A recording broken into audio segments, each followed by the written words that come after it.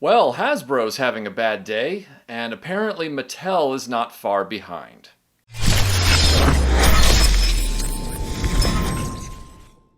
Like the rest of you, I woke up this morning and I received a message from a good friend who sent me the article about Hasbro and Mattel's stock prices just taking a dump going into the last quarter of the year.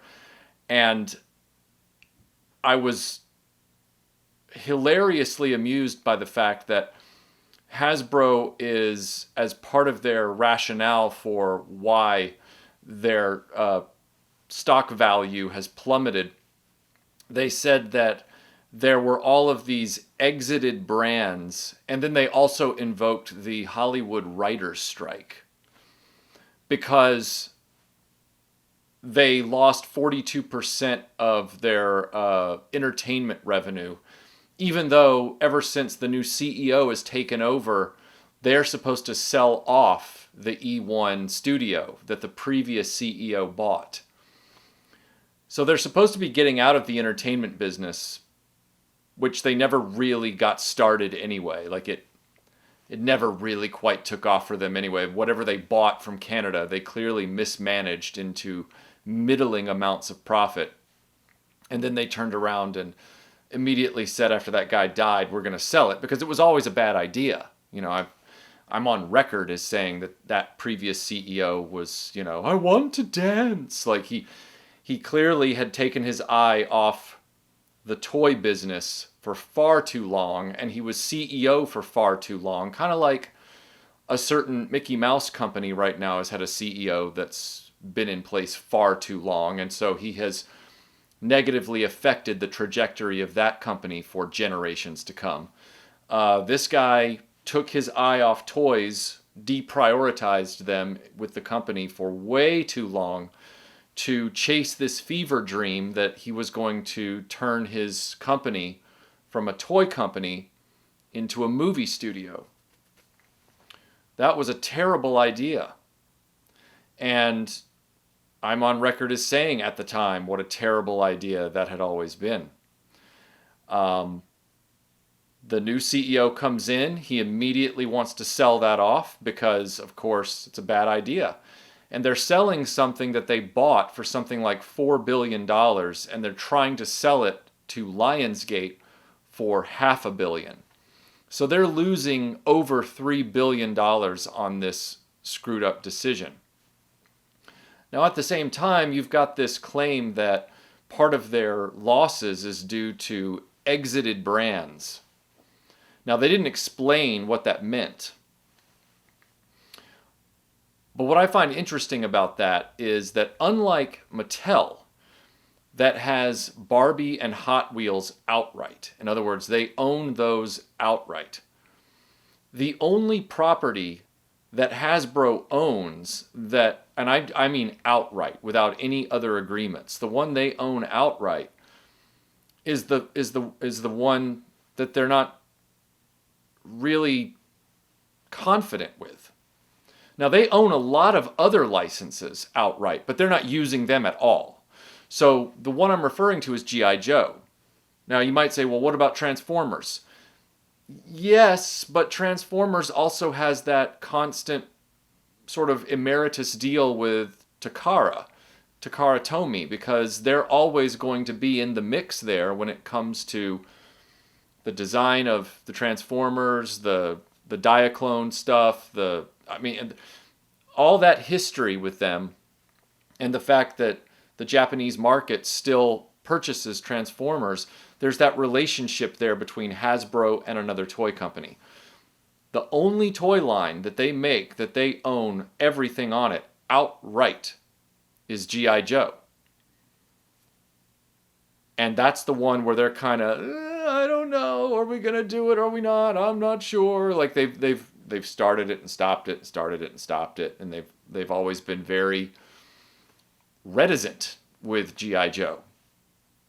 But what I find really interesting is the idea that they have these brands that dissolved or whatever, these brands that abandoned ship, or however they described it in the article. These were exited, as they called it, exited brands.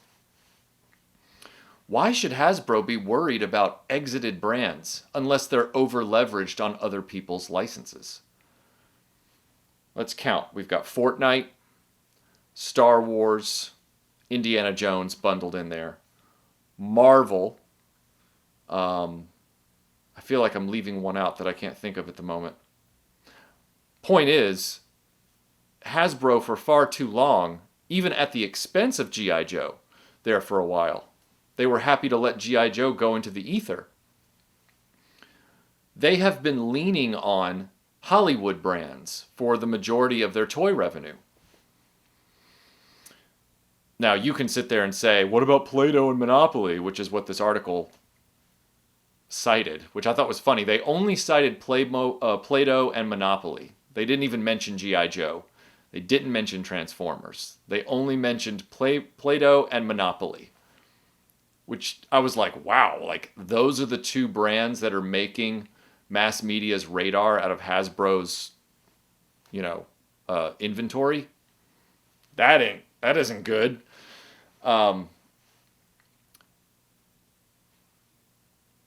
G.I. Joe, the only one they've got, and there's still question marks about, is it going to stay at retail or is it going to go totally onto Hasbro Pulse? We don't know.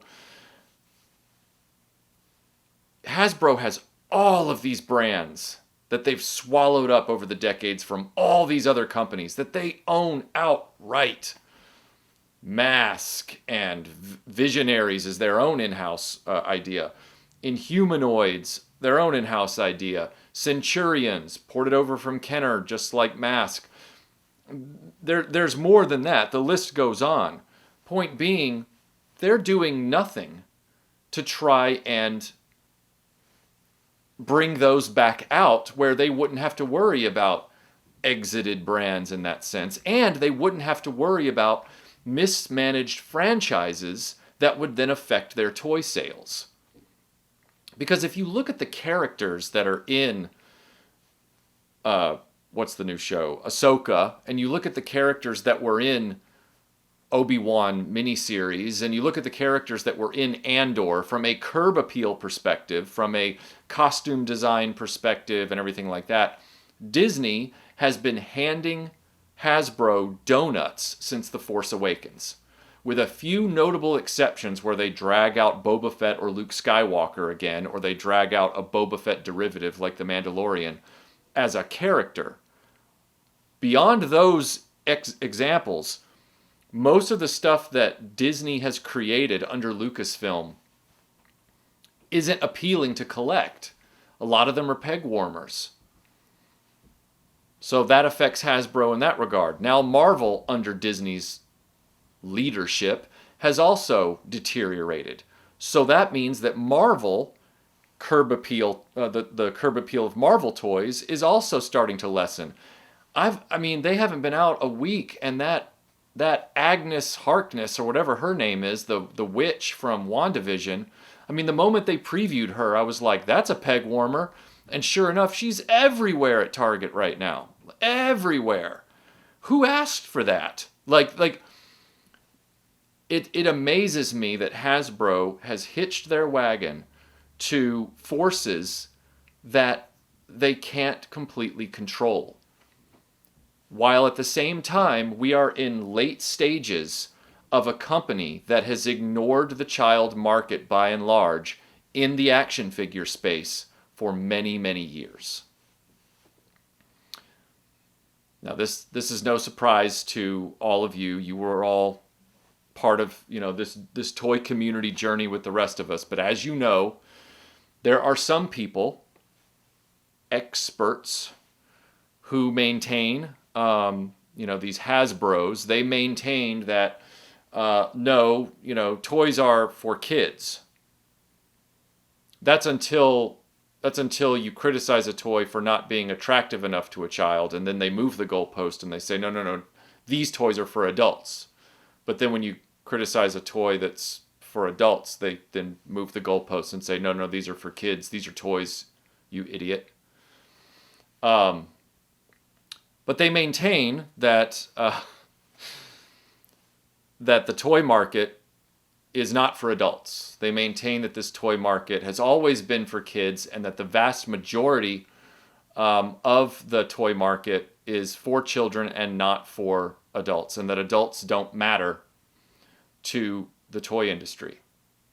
Now, I've been saying for years that Hasbro has made a massive mistake of taking far too much focus off of marketing to children. They have decided to ride the very temporary cash train that is an aging generation, the Gen Xers and the early millennials, who are the oldest millennials. They have hitched their wagon to those buyers and just tried to continue to chase their bank account as they get older, trying to keep them toy collectors rather than remembering that most of their packaging says ages 4 and up for a reason, and that they need to be continuing to focus on prioritizing kids 4 and up. Because the most expensive and popular toys in history are ones that were never meant to target adults in the first place. They are collected by adults, whether you're talking about 1950s Barbie or you're talking about vintage G.I. Joe or vintage Star Wars, but they were never intended to be adult collectibles. And they are the most prized possessions in any collection, even to this day.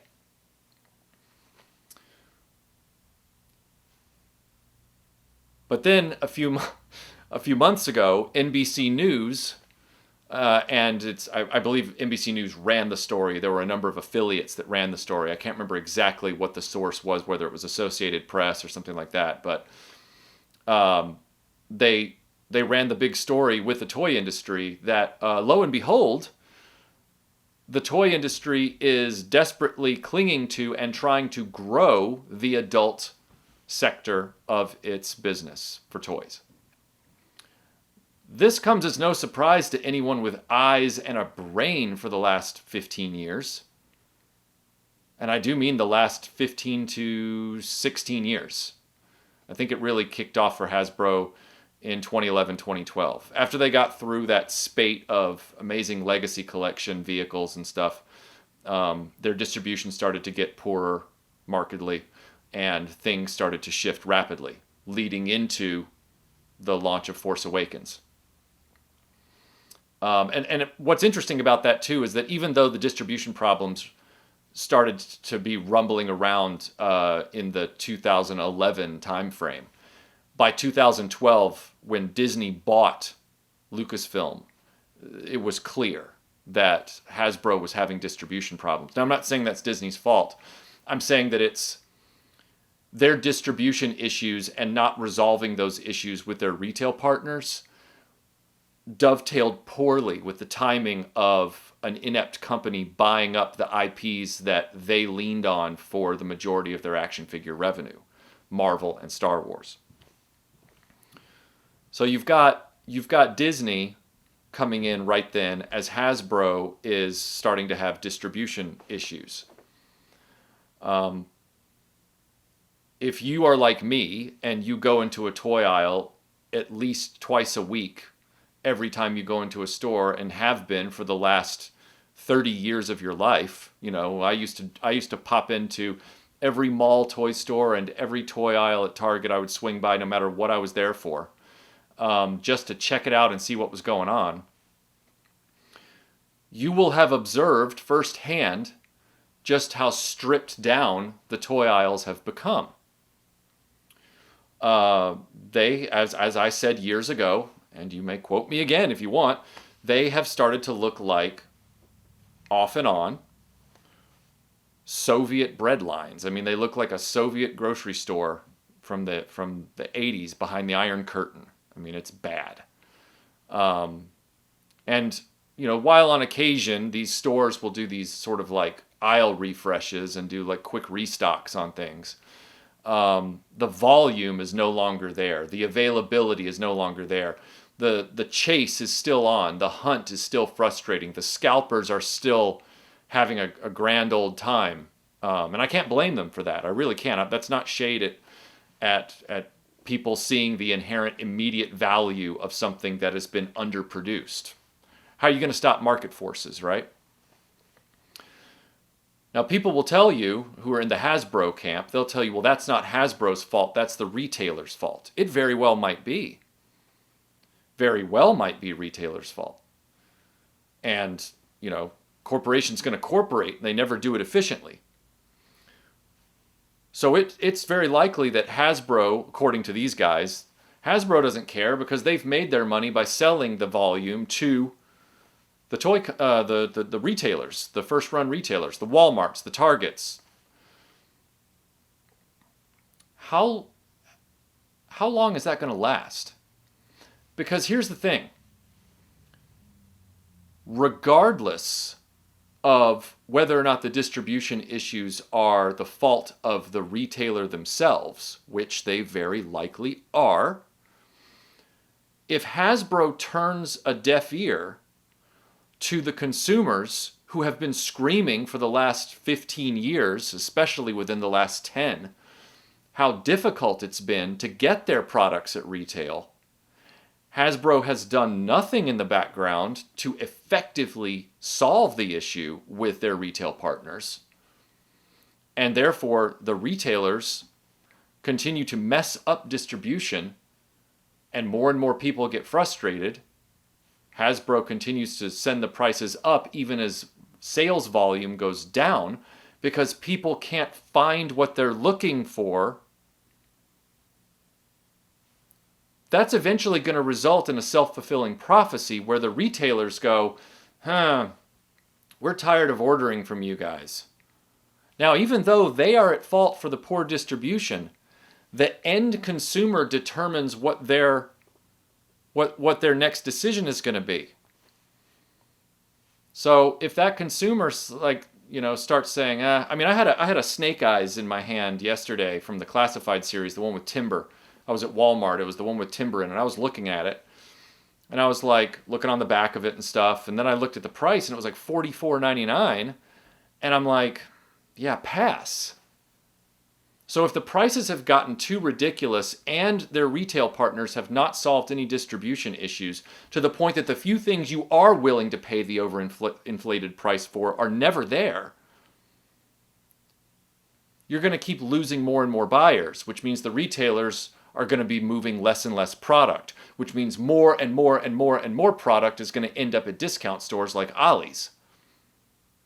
Which means retailers are going to start going, well, maybe these things are like Blu-rays. They don't sell anymore, so we're just going to start getting rid of them. We're not going to order them anymore. I see that as a very viable possibility. And one of the reasons they're not moving is because they focus on targeting the adult collector at the expense of the youth market that they have ignored for too long. And then on top of that, you've got the retailers' egregious distribution issues, and you've got Hasbro's increasing price hikes for less bang for your buck. While they also choose characters like Agnes, whatever her name is, from WandaVision, while those franchises that they lean on that they don't own are mismanaged by the parent company studio. Perfect storm of bad decisions. Now, there are some people who claim that, well, if you have seen it with your own eyes, you're not allowed to draw a conjecture from that. Whatever you have factually observed firsthand, you're not allowed to posit about, which is bullshit, quite frankly. I posited that for years that the toy industry had been increasingly targeting and courting the adult collector and not the child. And even though I got extreme amounts of pushback on that opinion, that conjecture, that assessment that I never claimed was a fact, NBC's article proved it was a fact. When you eliminate the impossible, whatever remains, however improbable, must be the truth. So here we are. And as I said many years ago, a company like Hasbro doesn't invest their time and resources into a crowdfunding back end for kids, if they're going to that level of investment into exclusive pipeline infrastructure that's only targeting adults, they as a company are then targeting adults. It is a long-term mistake. It is a huge mistake. Same thing with the comics industry. Comics industry made the same mistake, and they're still paying for it to this day. They made the exact same mistake. Chasing the same generation all the way through the 90s and the 2000s, rather than remembering comics are first and foremost for kids and adolescents. They are not for adults. Now, adults are happy to buy them and read them if they like, but they are never supposed to target adults. And they targeted them with their content and their pricing. And they drove away an entire generation of comics buyers and then another generation of comics buyers. Potential comics buyers. And they've done the same thing with toys. So, what the long-term prognosis is for Hasbro is grim. I was at an Ollie's for the first time in my life last week. I don't live near one, but there was one. It was kind of a drive away, but I had to see for myself. And I went, and it really is a Hasbro and Mattel dumping ground. I saw a ziggurat, and I'm not exaggerating. I saw a ziggurat of Nerf guns. Just a ziggurat of them. All slashed. And they weren't even all the same. There were like 15 different models of Nerf guns in there. Rifles, pistols, all kinds of stuff. Just, it was incredible.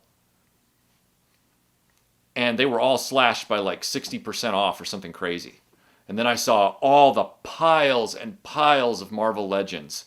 I mean, there were like 7 pegs, 13 figures deep of just retro Fantastic Four Invisible Woman.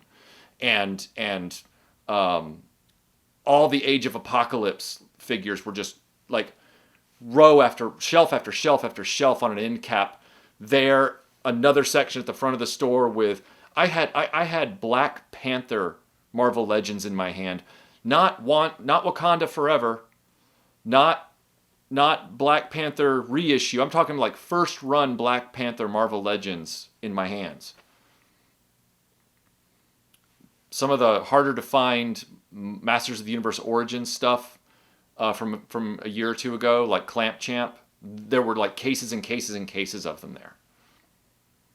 I can't even begin to fathom how many cases worth of Age of Apocalypse and of course Eternals. That's no surprise. And then of course Black Series and stuff were crammed in there. It was staggering. And what that tells me is conjecture. Okay? Jeez. I've never been in a Target or a Walmart that had some of the stuff that they had there in any measurable volume.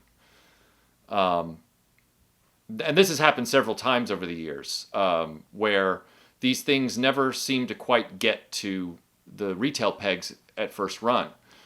And then suddenly, a few Targets around the country, case in point with this Indiana Jones Adventure Series, the 6-inch indie line, they at my Targets around my area, they never had more than like 1 or 1.5 pegs of Adventure Series, and it was always picked over. And I would observe it, be like, oh yeah, they're not really putting a lot of effort into this.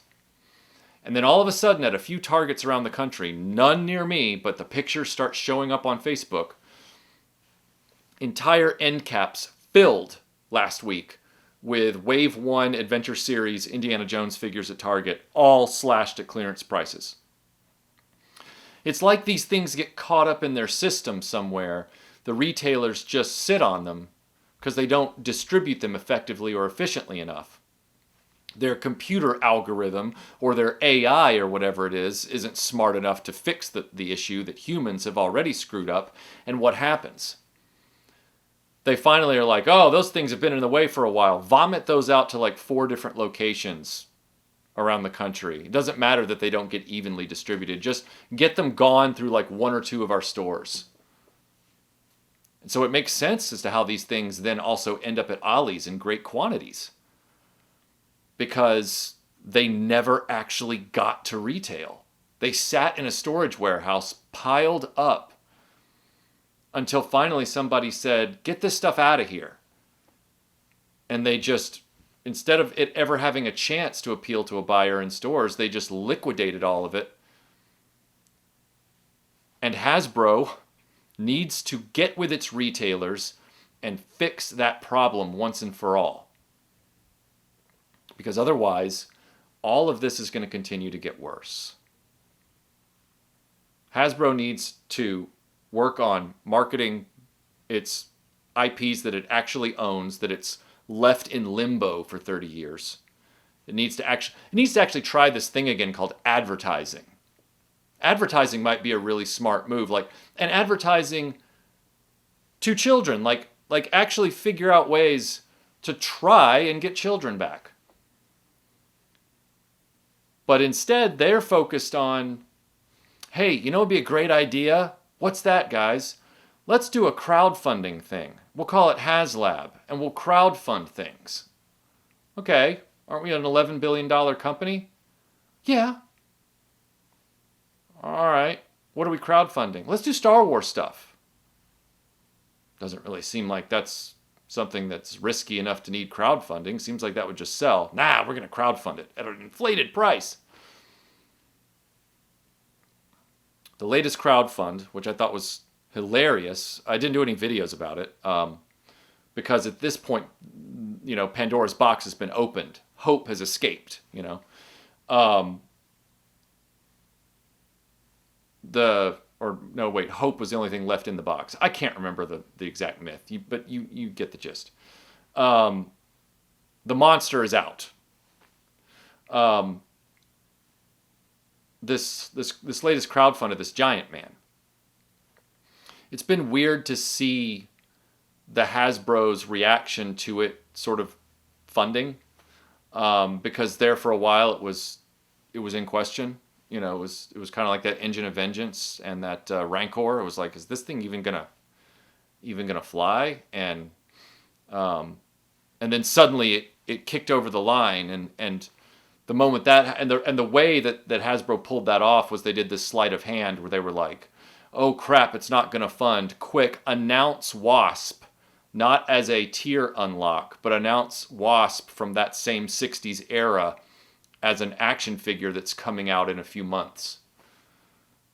And that way people will feel like they lost out on the combo, even though anybody with a brain knows that Giant Man and that Wasp should have been the combo and sold at retail. But I was laughing a little more at the overall optics of it all.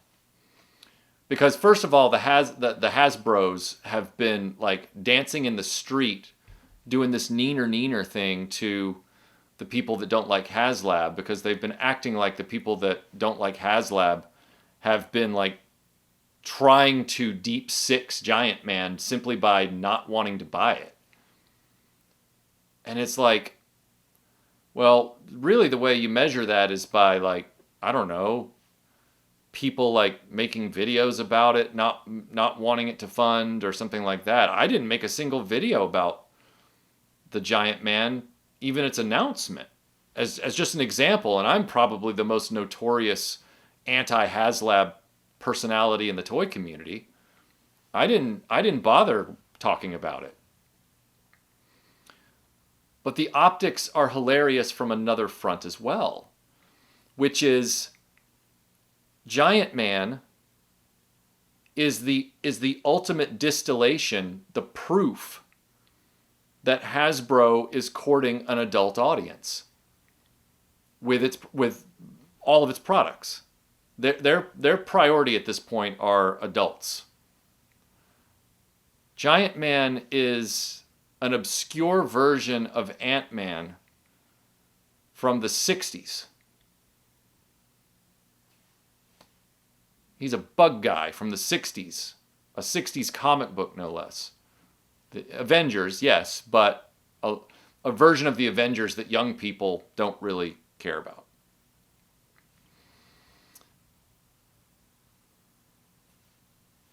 That right there is like one of the deep cuts that Hasbro is going into. In other words, Hasbro is no longer even looking at its pre-existing IPs, the ones they own and are collecting dust and evolve. They're like, quick, scrape the bottom of the barrel for anything we can grab out of these IPs other people own that we're currently, driving nails for. Let's do that.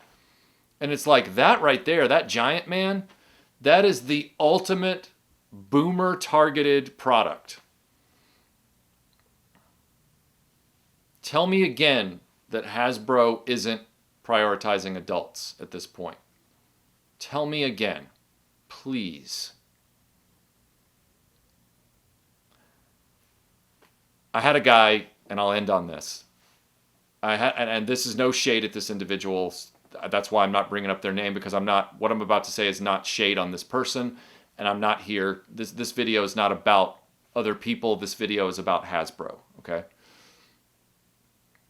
I had a content creator a few months ago reach out to me very politely, asking me if I would contribute some kind of video clip to a discussion that they wanted to have about Haslab and crowdfunding and toy companies crowdfunding products.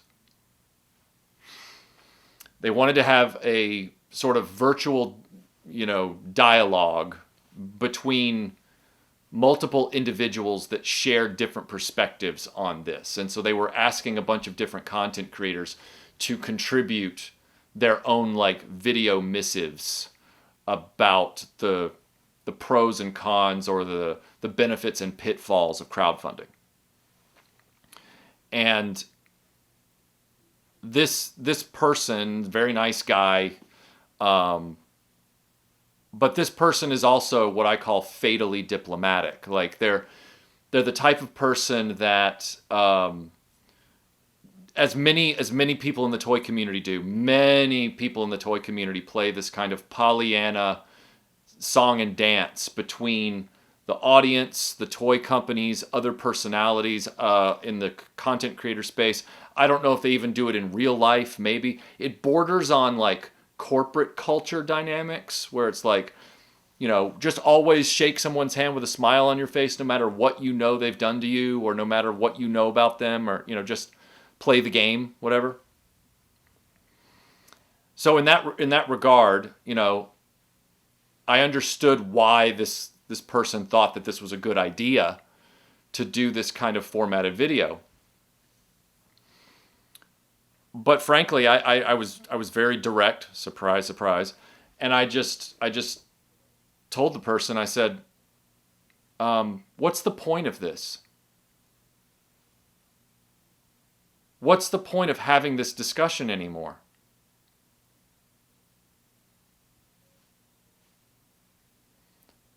As a community, the toy collecting world, they fed that dragon very rapidly because of this childish fear of missing out, where the logos are too addictive to not plunk your money down for. They don't think before they buy. It's all emotional. It's tapping into that emotional nostalgia thing every time. And they get you every time. And I said, but in the case of this Haslab thing back in 2018, when they announced they were going to do it, there was only one chance to have that discussion. One chance. And it was before it was successfully launched with that first sail barge. I said, unfortunately, and this is what I told the person, I said, unfortunately, the horse has already escaped the barn, because you guys didn't want to have that discussion back in 2018. You told me and the few people like me resoundingly to go away. So I told him, I said, what is the benefit of even having this conversation now? Because now it doesn't matter if you have this conversation. The conversation now is about as valuable as a dog and pony show. It's just a posturing demonstration to say, well, we talked about it. Talking is cheap after what you're debating should even exist already exists. Talk is cheap after that.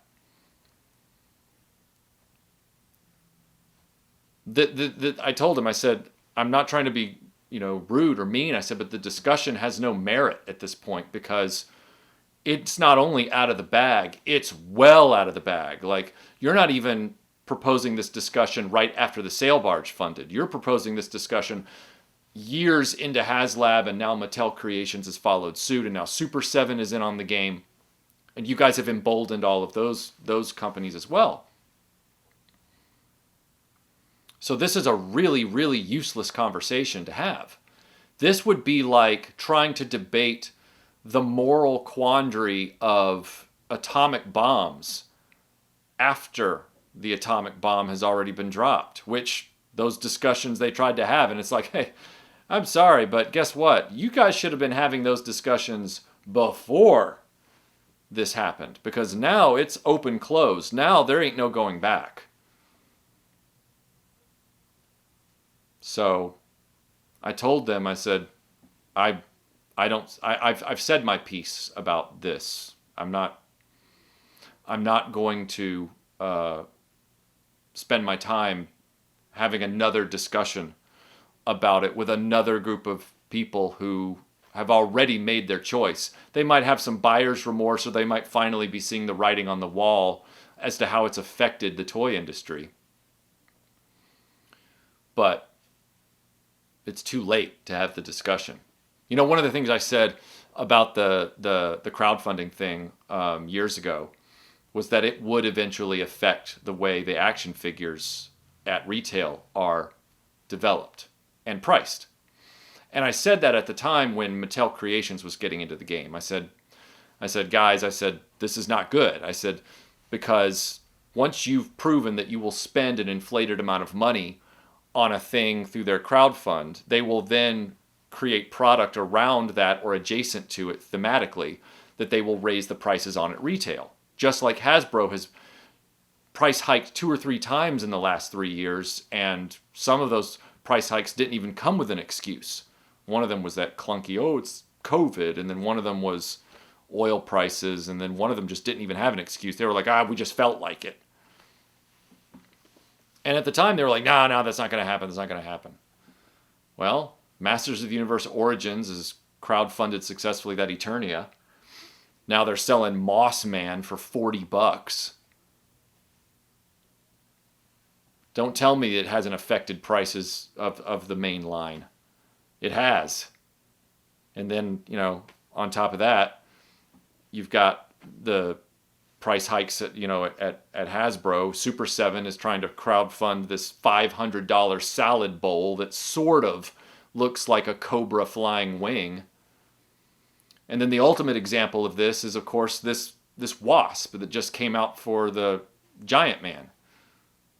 That wasp is coming to retail directly and because that Giant Man was about to not fund. So don't tell me these crowdfunds don't affect their perceptions of how they sell and price and choose what to sell in their mainline retail items, because it's already been proven.